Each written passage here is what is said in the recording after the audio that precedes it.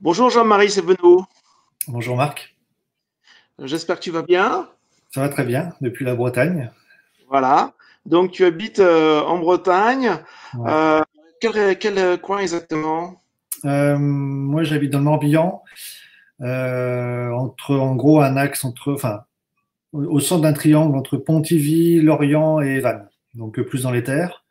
Et parce que je suis originaire de là, et puis parce que la campagne j'aime beaucoup tout ce qui est bocage. Donc ici je suis servi, c'est très tranquille, donc c'est très bien, pleine nature. Pas Tu très es, loin de l'océan non plus, pas très loin du golfe du Morbihan, où il y a beaucoup de choses à faire, des choses différentes en termes de nature, beaucoup d'oiseaux côtiers, des oiseaux du littoral, c'est super intéressant. c'est sûr. Ouais. Ouais. Et de beaux paysages aussi en Bretagne, c'est bien connu. Niveau paysage, ouais, qu'on aille, voilà, comme on disait sur le littoral, ou si on remonte vers les monts d'Arrée, si on va dans un côté assez sauvage de la Bretagne, enfin plus sauvage pour tout ce qui est de la pointe du Raz, de la baie des Trépassés, tout ça c'est très joli, il y a de belles randonnées à faire et il y a de belles couleurs, que ce soit l'automne, le printemps, c'est vraiment chouette. Et puis c'est beaucoup d'espèces à voir aussi. Donc c'est un bon combiné entre paysage et faune. Donc tu es professionnel Ouais, depuis pas mal d'années maintenant. ouais. Ça fait, je me suis mis à mon compte donc à 100% en 2015 et auparavant je veux dire ce que j'appelle moi le statut de semi-professionnel, c'est-à-dire que j'exerçais une activité alimentaire où je travaillais dans un magasin de ski. J'ai travaillé pendant 13 ans dans les Alpes. Euh, L'hiver, donc essentiellement. Et puis l'été, je revenais en Bretagne, je faisais d'autres images, des expos aussi, des séjours. Je profitais de ces moments-là pour faire des séjours et pour vivre de la photo. D'accord. Et puis j'ai passé le cap. Donc tu fais dans ton activité, c'est encadrer des photographes sur des séjours photos. Ouais, Euh, ouais, il y a différentes cordes. En fait, comme c'est pas enfin, quand on écoute les plus anciens, j'ai envie de dire, la photo leur permettait à ce moment-là de ne vivre que de la diffusion d'images. Moi, j'ai choisi voyant le vent tourner, j'ai choisi d'avoir plusieurs cordes à mon arc. Donc, effectivement, comme tu dis, bah, c'est accompagner des séjours, par exemple, que ce soit en Arctique ou au Chili, pour aller voir des espèces bien particulières ou des lieux bien particuliers et puis accompagner ces gens pour leur donner des conseils tant sur le plan photo que sur le plan de naturaliste, des petits groupes généralement. Et puis à côté de ça, je fais des stages d'initiation en Bretagne, donc dans le golfe du Morbihan, pour des gens qui ont du matériel, qui savent pas s'en servir ou qui souhaitent se perfectionner. Voilà, c'est également effectuer des expositions, bah, comme on le sait tous sur les festivals par exemple, mais aussi dans des médiathèques, parce qu'il y a souvent des programmes mis en place par les médiathèques qui sont en lien avec le réchauffement climatique ou en lien avec la nature, que ce soit au niveau local ou au niveau international.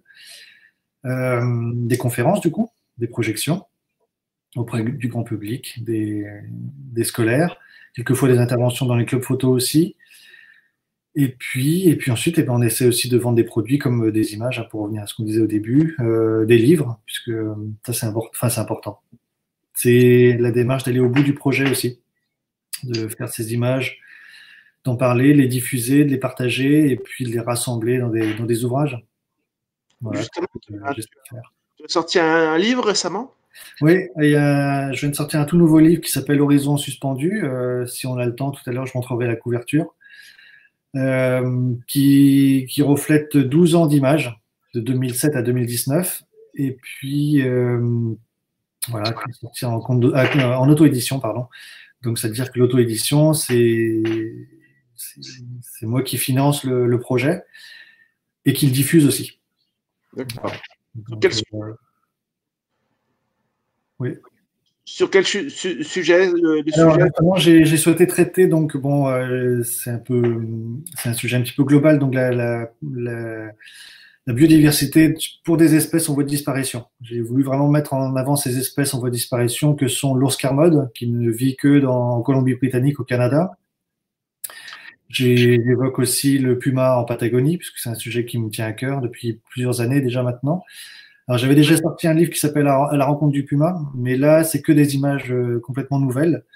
Et puis qu'est-ce qu'on traite aussi la panthère des neiges que j'ai eu la chance d'observer en Himalaya sur un séjour effectué en 2018. Et puis je traite de l'ours polaire principalement aussi en Arctique. Et enfin, il y a une dernière partie qui est consacrée à la France, parce qu'en même en France, il y a plein de jolies choses à voir.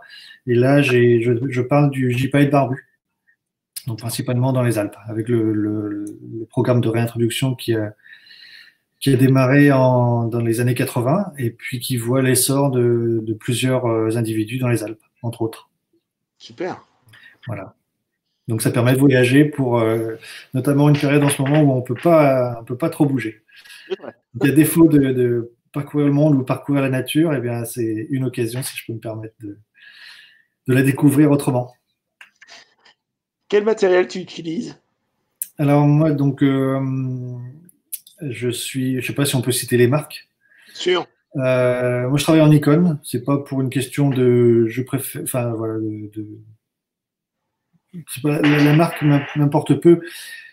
C'est simplement que j'ai commencé en Nikon avec mon père quand j'étais tout petit. Lui, il me prêtait l'appareil familial et puis je faisais des images à droite à gauche.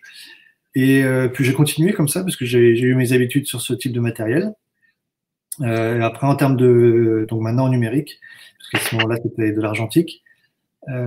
Principalement avec des longues focales, c'est ce que je préfère. J'ai longtemps utilisé un 500 mm. Et maintenant, j'ai un 600 là depuis 2 ans quand je suis parti en Himalaya pour observer la panthère des neiges. J'ai un 300 mm qui vient compléter ça aussi, puisque c'est un 300 f4, donc c'est assez léger, ça c'est bien, c'est compact. Et puis j'ai un 24-120 pour le paysage et pour jouer un petit peu sur d'autres compositions. En termes de boîtier, je n'en ai qu'un pour l'instant. J'ai pas parce que voilà, c'est compliqué de vivre la photo nature, donc il a fallu faire des choix. À un moment, j'ai dû me séparer de pas mal de matériel. Donc maintenant, je n'ai plus qu'un boîtier. Il fonctionne très bien, il est performant. Donc en l'occurrence, c'est un D500. C'est pas un plein format, mais il fonctionne très bien. Donc il correspond à mes attentes. Donc pour le moment, je continue comme ça, même si c'est sûr. Voilà, principalement pour le matériel optique. Toujours une paire de jumelles en parallèle. Pour moi, c'est indispensable à l'approche, à la connaissance de ce qu'on va photographier. Et avant même de photographier, c'est surtout profiter des instants qui sont pas forcément photogéniques, mais qui sont toujours très intéressants pour progresser. Donc les jumelles, c'est l'outil indispensable, celui que je prends prioritairement. Une bonne paire de jumelles qui ont une trentaine d'années maintenant, mais qui sont très très bien. C'est quoi comme jumelles? Ce sont des Leica. C'est des Leica, des 10-42, qui ont quasiment 30 ans, qui sont indestructibles. Donc, tant que ça marche, on continue avec. Voilà. Un trépied pour supporter le 600, un Manfrotto. Et puis avec une rotule pendulaire de chez Wimberley. Voilà. Et puis là-dessus, j'utilise des protections, donc des lens coats pour protéger l'objectif et puis le boîtier lorsque c'est très humide, lorsqu'il pleut même. Hein. Ça c'est très bien, c'est quelque chose que j'avais pris chez toi justement. Donc ça, je recommande vivement parce que d'une, ça évite les rayures et puis en plus, ça protège bien l'humidité. J'ai également une protection néoprène autour de l'objectif pour, toujours pareil pour protéger des rayures. Et quoi d'autre? Une moufle anti-bruit.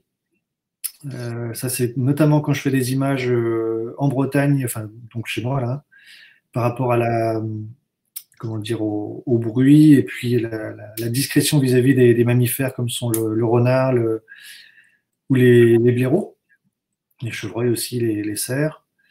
Qu'est-ce que j'utilise d'autre? Une tente affût aussi, enfin une tente affût, un affût fantôme. Ça j'aime beaucoup parce que une fois qu'on s'accroupit, on a vraiment ça permet d'obtenir quelque chose d'assez difforme et qui se fond très bien dans l'environnement, je trouve. Et puis le fait que ce soit léger, voilà, c'est pas une contrainte. Donc, c'est vraiment très bien. Ouais. Le moyen de te contacter, c'est un site internet, Jean-Marie Sévenot. Ouais, à mon nom, tout simplement, jean-marie-sévenot.fr. D'accord. Et là, on tombe directement sur le site, sur les portfolios, sur les prestations que je propose, sur le livre dont on parlait tout à l'heure. D'accord. Voilà. Donc, on va au plus simple. Je vais pas chercher à avoir un nom en lien avec la nature ou voilà, avec mon nom, ça va direct. D'accord. C'est plus simple. On va passer aux photos. Tu Ouais. peux me montrer ça? Alors, on va regarder quelques images. J'en ai sélectionné quelques-unes. Alors, fenêtre d'application. Tac, tac. Et voilà. Donc, voilà, une image. C'est bon, on la voit là? Très bien, parfait. Ok. Donc là, c'est une image de puma. Magnifique, ouais, c'est exceptionnel, ça, dis donc. Merci. Comme je disais tout à l'heure, le puma, c'est un animal que j'affectionne beaucoup, que je suis allé observer à plusieurs reprises en Patagonie, alors, au Chili. Ça se situe, là en l'occurrence, ces images ont été réalisées dans le parc national Torres del Paine. C'est un parc national qui se situe au sud du Chili, qui est connu notamment pour les tours, les Torres del Paine, et où beaucoup de gens se rendent en janvier, enfin décembre, janvier, février, mars, parce que c'est l'été là-bas, et qui font beaucoup de rando. Et je savais qu'on pouvait voir des pumas. J'ai pris contact avec un guide local. Et puis, je suis parti une première fois avec lui pendant 3 semaines, en 2015. On a fait de superbes rencontres. Et puis ensuite, toujours en lien avec ce guide, j'emmène quelquefois des gens qui souhaitent observer cette faune magnifique dont les pumas. Et cette image-là a été réalisée il y a 2 ans, sur une fin de séjour où une mère avait laissé ses 3 jeunes vraiment à proximité. Donc on n'avait pas besoin d'être caché, on est discret bien sûr. Et ils ont commencé à jouer, ça a duré 2 heures. Et là, on voit celui de droite qui fait son Superman avec son bâton. Donc c'était vraiment une scène ouais, vraiment extra. Finir un séjour sur de telles observations, c'était magique. Ouais. C'est une photo. Waouh. Il y a ouais, moi ce qui me plaît, bon, bien sûr, il y a le saut et il y a l'énergie dans l'image. Et puis le fait qu'il y ait cette courbe de gravier là, ça donne, ouais, j'aime bien quand c'est assez graphique aussi. Donc ouais, ça me plaît bien ça. Puis bon, voir des jeunes, c'est pas tous les jours. Généralement, quand on voit des pumas, ce sont des adultes. Et j'en ai vu quelques dizaines au cours de ces différents séjours, en cumulé, je parle. Et ouais, les jeunes, c'est toujours quelque chose. Bon, après, c'est pour toutes les espèces, hein, c'est toujours assez mignon de voir les jeunes animaux évoluer devant soi, sans crainte en plus, ça c'est vraiment top. Les voir, quand un animal se joue en face de soi, c'est que voilà, ça se passe bien. Il n'y a pas de perturbation. Et puis, ouais, là, c'était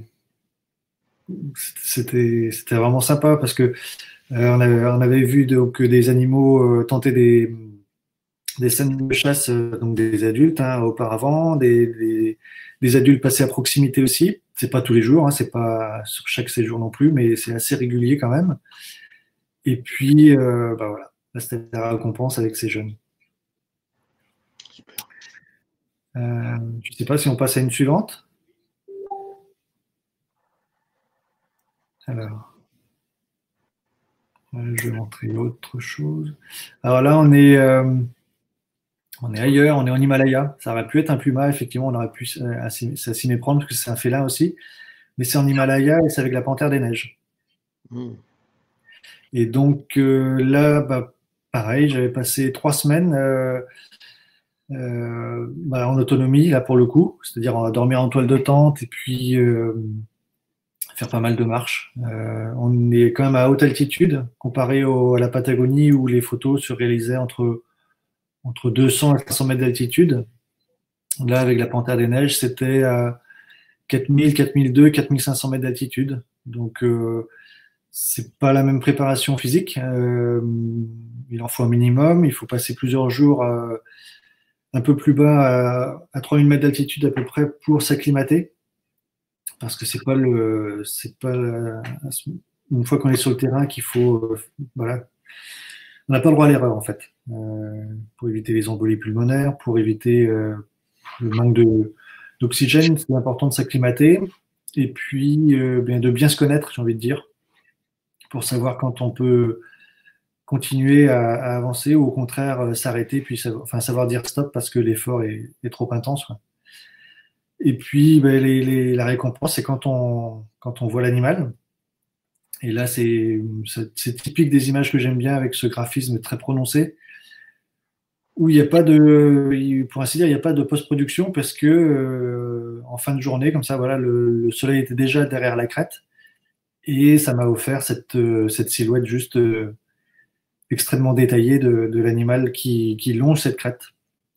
Donc ça, c'était bien, ouais, vraiment bien. Bon, après, les images, c'est forcément les images que je présente, ce sont celles qui me plaisent moi particulièrement. Et donc, ben, voilà, après, libre à chacun on a toujours nos goûts et nos couleurs, hein, mais moi, j'aime bien ce type d'ambiance, ouais. Je sais pas si tu as des questions.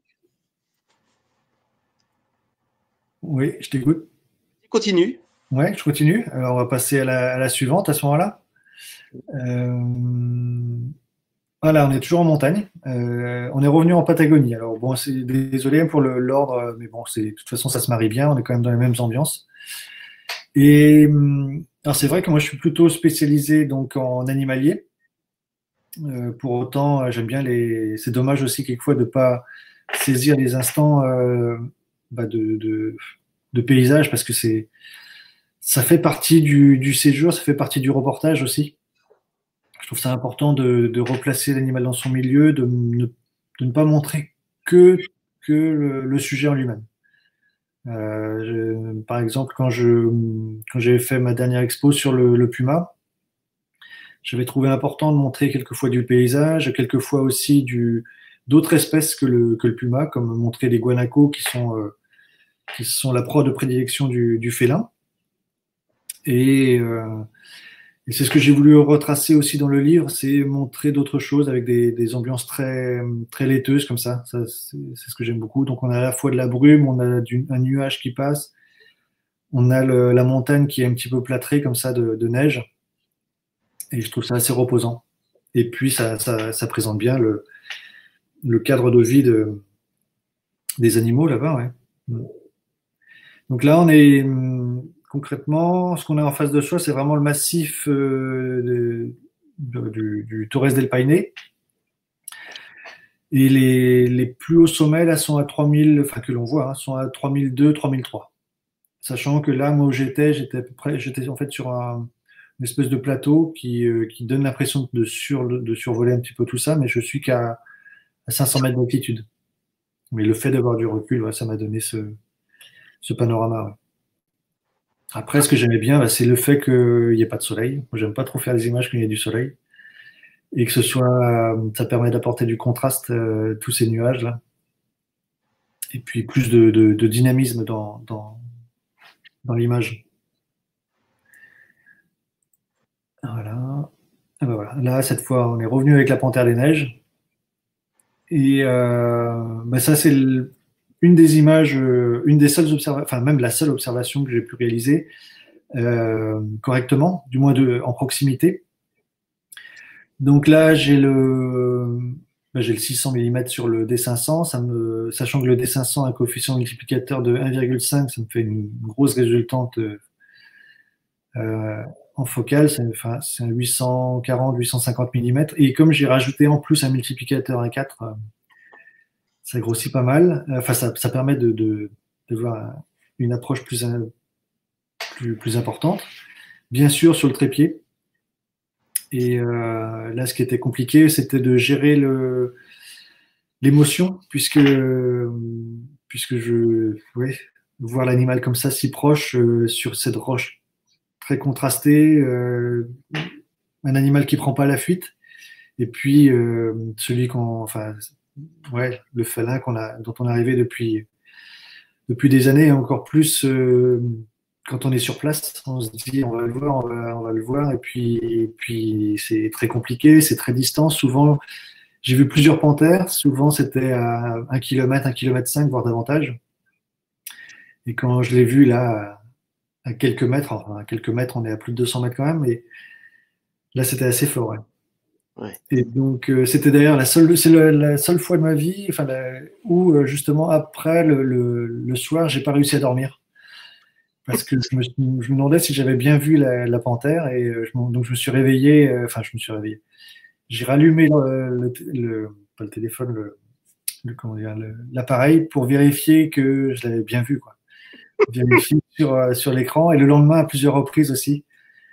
Et parce que c'était quand même compliqué, hein, c'est d'être à cette altitude-là, de dormir par -20, -25. Et puis, voilà, on veut se rassurer en fait en visionnant en visionnant l'écran, ouais, arrière de l'appareil. Donc ouais, c'était même en la revoyant, ouais, ça procure toujours beaucoup d'émotions, ouais. Donc c'était bien, ouais, vraiment très très bien. Ah ouais. Après, pour revenir sur un plan technique, comme il faisait très froid et que j'avais pas de moyen de recharge pour ce séjour-là, j'avais pris simplement une dizaine de batteries. Je savais que, comme étant enfin, la panthère étant un animal très, très compliqué à observer et à trouver, je savais que j'allais pas réaliser beaucoup d'images. Donc, avec un stock de 10 batteries, voilà, ça me suffisait pour tenir les 3 semaines. Et j'ai envie de dire, évidemment, le stock des batteries était toujours quasiment à même le corps pour qu'elle reste au chaud, quoi, pour qu'elle ne perde pas pour que je perde pas qu'elle ne chute pas, tout simplement. Et autrement, toujours par rapport à ça, moi, ça m'est arrivé d'utiliser un chargeur solaire avec un adaptateur universel. Et comme ça, on peut charger les batteries d'appareils photo assez facilement, même par grand froid. Ça m'est arrivé en Arctique par -20, -25 degrés, et ça charge les images. Voilà, les images, les batteries, pardon. Mm. Donc ça, c'est bien, ce type de matériel. Alors là, on part un peu plus au nord. On est en Arctique. Ça, c'est, je vais pas dire ouais, si, quand même, une des dernières images réalisées sur un des séjours, puisque c'est en 2019, avec un ours polaire, contre-jour, comme par hasard, hein. C'est des choses que j'aime bien. Et puis, quand je voyais la fin du jour arriver comme ça, c'était évident pour moi que de réaliser une image en contre-jour. Donc, il a fallu patienter qu'un rayon de lumière, voilà, enfin que l'animal soit dans la lumière quand même, et que moi je me trouve justement dans le prolongement. Et ça permet d'obtenir tout ce liseré là qui est autour de la patte, notamment au niveau du cou.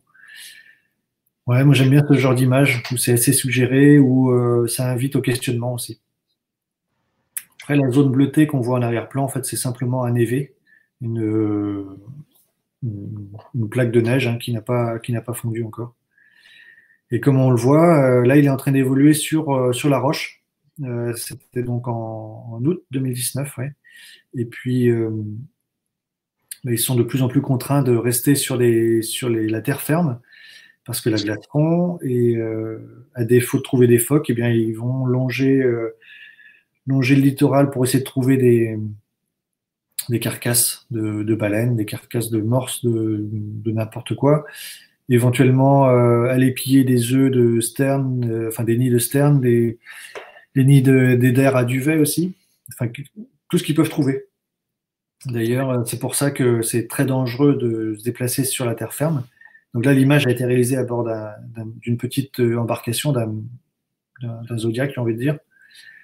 Et on évite d'aller sur la terre ferme parce que eux, s'ils n'ont pas mangé et qui se sentent à même de nous attraper, ils vont pas hésiter à le faire. Donc oui, il y a des précautions à prendre quand on est avec les ours polaires, avec les autres animaux aussi, mais encore plus avec les ours polaires. D'une, pour éviter de se mettre en danger soi-même, et puis aussi pour éviter de créer une dépense d'énergie pour l'ours, parce que nous, par défaut, on va rester quand même, on va se sécuriser. Et donc voilà, le fait d'être sur l'embarcation, l'animal n'essaie même pas de s'approcher, hein, il longe le rivage, et puis ça se passe bien. Moi, j'ai jamais été me suis jamais retrouvé en situation critique avec les ours polaires parce que ce sont des choses à anticiper. J'ai envie de dire, c'est l'anticipation, c'est un petit peu le propre en photo nature, hein, que ce soit pour réaliser une image, que ce soit pour anticiper un comportement. Ça, c'est très important. Savoir se placer, savoir connaître un minimum sur ce qu'on va photographier. Je trouve ça nécessaire et ça revient un petit peu à l'usage aussi des jumelles qui permettent de voir un peu plus large que le champ très court, enfin très étroit qu'on a avec ces longues focales. Et puis aussi parce que ça permet de se remémorer les souvenirs qu'on n'aurait pas forcément en ayant l'œil uniquement dans le viseur de l'appareil photo, quoi, je pense. Enfin, par expérience, c'est ce que j'en retire, quoi. Voilà. Là, ça c'est peut-être la dernière image de mon dernier séjour. C'était au Canada. Donc tout à l'heure, je disais que dans le livre, je parle de l'ours Kermode, mais dans cette même région, on a ce qu'on appelle les loups côtiers. Donc, les loups côtiers, c'est un loup gris, hein, tout simplement, mais qui vit principalement au niveau des estuaires, au niveau des plages, dans les forêts de proximité, et qui se nourrit un petit peu comme l'ours polaire qu'on vient de voir, hein, mais d'animaux qui ont échoué, de cerfs qui se baladent à droite à gauche, mais voilà, toujours à proximité de la mer. Et donc ça, c'était sur une île au large de l'île de Vancouver l'année dernière, donc 3 semaines en autonomie encore, c'est-à-dire que j'ai ma toile de tente et ma nourriture. Quelqu'un m'a déposé, enfin un local de l'île de Vancouver m'a déposé sur l'île, et puis 3 semaines plus tard, il vient me chercher. Et en attendant, entre-temps, eh bien, je parcours l'île à la recherche d'indices. Alors les indices, c'était principalement des traces. C'est-à-dire que le premier jour, quand j'ai installé ma toile de tente, il y a un loup qui est venu de nuit. Et qui, voilà, parce que j'ai vu les traces toutes proches, mais que je n'ai pas entendu, que je n'ai pas vu, donc forcément. J'ai revu les traces en fait à plusieurs reprises à proximité de la tente. Il y en a notamment un au bout de 10 jours qui est venu renifler, je pense, mes 2 pieds pendant que je dormais. Et donc ça, c'est des moments vraiment forts parce qu'on se dit mince, il est venu et voilà, j'ai pas pu le voir, mais je sais qu'il est là en permanence et j'en sais rien, mais probablement tous les jours il me voyait. Ça, c'est un jeune d'une meute. Et donc, effectivement, je savais qu'il y avait une grosse meute moi parce que j'ai vu des traces vraiment dans une crique, j'ai vu beaucoup, beaucoup de traces très fraîches. Et celui-là, en fait, un soir, j'étais assez fatigué, j'avais bien marché, je faisais mon feu et je vois dans mon champ de vision, je sens quelque chose arriver vers moi. Je pensais que c'était des cerfs, des chevreuils. Et en fait, pas du tout, c'était un loup, puis 2, puis 3 loups qui courent vers moi. Donc, j'ai l'appareil qui est à proximité sur le trépied. Donc, hop, j'y vais. Je tente une image, mais ils rentrent en forêt, en fait, sur ma gauche. J'espère qu'ils vont ressortir, donc j'attends un petit peu. Et c'est à ce moment-là qu'un 4e loup sort. Celui-là, en l'occurrence. Il cherche un petit peu à droite, à gauche, savoir où ses congénères sont partis. Il les trouve pas. Enfin, il me voit, mais il est pas... Voilà, il cherche pas à s'enfuir. Et en fait, il part sur la droite. Et je me dis, pourvu qu'il arrive jusqu'à ce tronc là, parce que ça permettrait d'avoir une belle image assez graphique. Et justement, il s'arrête. Je fais l'image, donc là déjà j'ai le cœur qui bat très fort. Et puis en fait, c'est pas ma présence qui le fait s'arrêter, c'est que au même moment il y a la meute qui est dans la forêt. Le reste de la meute est dans la forêt et ça se met à hurler. Donc lui, il rejoint la meute. Et puis, ça hurle comme ça pendant 1 heure. Alors là c'est un grand moment aussi parce que, bon, certes, on est tout seul, on ne peut pas partager ce moment-là, mais entendre les loups hurler, les vagues qui viennent s'abattre sur la plage, et puis il y avait 2 baleines grises au large. Ouais, c'est des moments de nature qui sont difficilement, c'est difficile de les retranscrire, mais voilà, on essaie de le faire par le biais des images, par le biais des textes qu'on met en parallèle. Mais on se dit, ça vaut la peine d'avoir patienté, d'avoir persévéré. C'est ça aussi, quoi. Hein, la photo, c'est ça marche pas tous les coups, mais quand ça fonctionne, ça procure des émotions intenses, quoi. Et ouais, sur 3 semaines de séjour, bah, j'ai vu ce loup-là pendant 5 minutes. Les autres, je les ai aperçus pendant quelques secondes, et puis c'est tout. Mais bon, c'est comme ça, hein. C'était mon troisième séjour dans cette région pour tenter de voir des loups. J'étais allé en 2018 avec un ami, Fabrice Simon. On en avait observé un de très très loin sur une plage, et puis il faisait très beau. Donc le problème quand il fait très beau sur une plage, c'est que ça crée des ondes de chaleur, une espèce de brume de température en fait, due à la température. Et puis bah, c'était pas des belles images quoi. Enfin pas pour moi en tout cas. Et donc juste des images souvenirs, mais pas exploitables au niveau graphique. Et donc là cette fois enfin j'avais réussi quelque chose. Donc ouais, assez content, ouais. Super. Belle histoire. Ouais, bah écoute, c'est fait aussi pour ça, hein, c'est partager ces moments-là. Là, on retourne en hémisphère sud, on est au Chili avec une petite chouette, une chevêchette australe, une image que j'aime bien parce que c'est assez graphique. Il y a cet arrière-plan là qui est complètement quasiment monochrome avec ce gris là. Alors il y a pas de post-production non plus, hein, vraiment. Enfin, il y a pas de retrait ou d'ajout de quoi que ce soit. C'est-à-dire que l'arrière-plan, en fait, c'est simplement une colline qui est recouverte de givre, comme on peut voir du givre sur les branches là. Et puis en plus, il y a un brouillard qui passe, une nappe de brouillard qui passe, et du coup, ça donne ce côté très laiteux. Et puis, bah, j'ai eu la chance d'avoir la chouette qui regarde sur la gauche de l'image, et donc dans le sens de cette branche. Et c'est ça qui est intéressant, c'est que ça donne quelque chose de très pur. C'est la petite branche qui est en bas, qui est sous la chouette, et bien, elle vient un petit peu équilibrer l'image.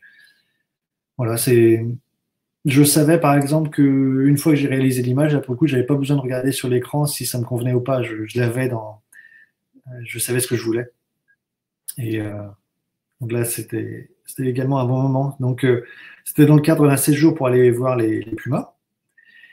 Et c'est vrai que dès quand je me suis préparé pour le premier séjour puma, je souhaitais voir une chevêchette australe, cet oiseau-là. J'en ai pas vu. Mais en revanche, sur les deux, non, le deuxième séjour, j'en ai pas vu non plus. C'est sur le troisième séjour que j'ai enfin pu observer ce petit rapace. Voilà. Et après, j'en ai observé d'autres. C'est pas toujours évident de les trouver. On les entend principalement lorsqu'elles chantent, soit en parade nuptiale, soit lorsqu'elles elles défendent un petit peu leur territoire. Et parce que c'est vraiment tout petit, hein, c'est petit comme un point en fait, hein. C'est comme une chevêchette d'Europe, mais un peu plus petit encore. Voilà, là on revient sur l'Arctique. Voilà, une image que j'aime bien aussi parce que c'est une attitude un petit moins habituelle que ce qu'on a l'habitude de voir. On voit souvent l'ours sur la banquise, l'ours qui est en train de manger ou l'ours qui nage. Et puis là, je trouvais ça rigolo un petit peu de montrer cet ours qui était en train en fait de jouer avec une carcasse de narval. Et du coup, il plongeait, il remontait à la surface, il plongeait, et où on voit juste les pattes. Voilà, ça permet comme je disais tout à l'heure, de se créer un petit peu une histoire, de se raconter une histoire. Et puis ça change un petit peu, quoi. Ça permet on apporte chacun notre petite patte à l'édifice, c'est une façon de parler, quoi. Et ben voilà, ça c'est encore une petite chouette avec la couverture du livre pour le coup. D'accord. Donc, ça c'était une jeune, c'est pour ça qu'elle a beaucoup de duvet sur les côtés là. Et puis j'avais encore ce côté très laiteux en arrière-plan, c'est ce que j'aime bien. Donc, puis j'aime bien les gris, donc ça correspondait parfaitement. Voilà. Et donc c'est un livre qui s'appelle Horizon suspendu. En bas, on voit Moco Édition. Et Moco, en fait, Moco Édition, c'est le nom de la société de Fred Renaud, qui est également photographe et qui est graphiste. Et c'est lui qui m'a aidé, qui a réalisé la maquette et qui m'a donné des conseils aussi au niveau de tout ce qui est mis en page. Voilà. Donc son aide a été très précieuse et bien content de cette collaboration parce que on a abouti à ce que je voulais vraiment. Donc voilà. un chouette livre pour le coup. Super. Voilà, pour les quelques images que j'ai Écoute, pu. on peut se revoir, mettre ta caméra. Ouais, alors, Vraiment, c'est vraiment absolument superbe, toutes ces images. merci. Chapeau. Alors, Qui nous a donné, qui nous a offert aussi en même temps que l'image. C'est vraiment génial parce que c'est vrai que sur une expo photo, on voit l'image, mais on n'a pas l'émotion qu'il nous a raconté justement maintenant. Là. Donc ça, c'est vraiment, c'est très appréciable. ben non, mais merci. Effectivement une image, c'est bien de la présenter, mais c'est bien de la raconter aussi. Alors, on n'a pas toujours l'occasion de le faire, donc c'est vrai que par le biais d'interviews comme on le fait en ce moment, bah voilà, ça permet d'aller encore un peu plus loin dans la démarche ou dans l'expérience. Je ne sais pas comment on peut dire ça, mais je trouve ça intéressant du moins. Et c'est aussi pour ça que je fais beaucoup d'interventions avec des scolaires ou avec du grand public. Alors, forcément, le discours n'est pas le même, hein, mais ça permet de partager son expérience, de partager son vécu, et puis quelquefois de dédiaboliser certaines choses, comme quoi le loup nous attaque. Enfin, si on est avec un loup, eh ben, il va nous attaquer, alors que ce n'est pas le cas. Si les ours c'est dangereux, bah oui, ça peut être dangereux, mais sous certaines conditions. Donc voilà, c'est important, ouais, je trouve, d'aller au contact des gens et de leur expliquer, sans pour autant vouloir leur dire c'est comme ci et c'est comme ça. Non, moi je leur partage juste mon expérience. C'est pas des présentations à caractère scientifique, c'est juste du vécu. Mais ça passe bien généralement. Ok. Bah écoute, merci beaucoup Jean-Marie, et puis à très bientôt sur un festival. Ah, ce sera avec plaisir. Merci beaucoup, Marc.